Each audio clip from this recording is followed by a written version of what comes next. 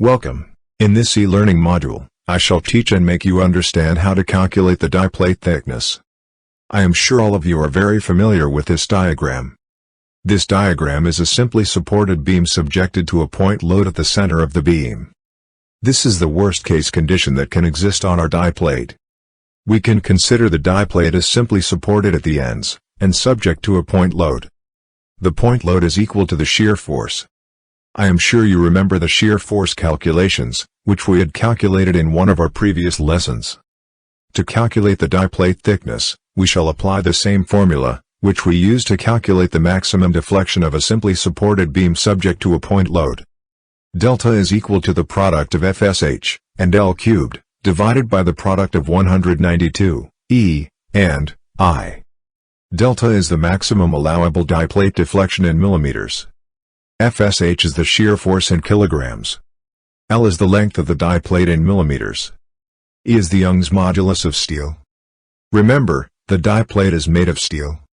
I is the moment of inertia in millimeters to the power of 4. W is the width of the die plate. And TD is the thickness of the die plate.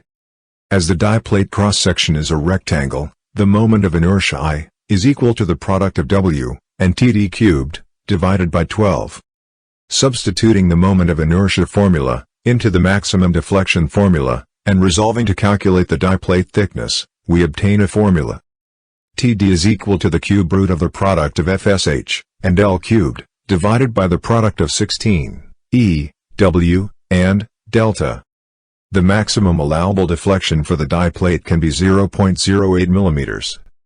Earlier, we had calculated the shear force to blank the power screw support bracket of a car scissor jack as 14,410 kilograms. The length of the die plate is 182.5 millimeters. And the width of the die plate is 144 millimeters. Young's modulus of steel is 214,000 kilograms per square millimeters. Substituting all the formula values to calculate the die plate thickness, we obtain the die plate thickness as 28.1 millimeters. We can round off the value to 30 millimeters. Let's update the die plate thickness in our 3D design. Edit the parameters of the pad. We have already designed the die plate thickness to 30 millimeters. Hence we are good to go ahead. That's it. We have successfully calculated the die plate thickness.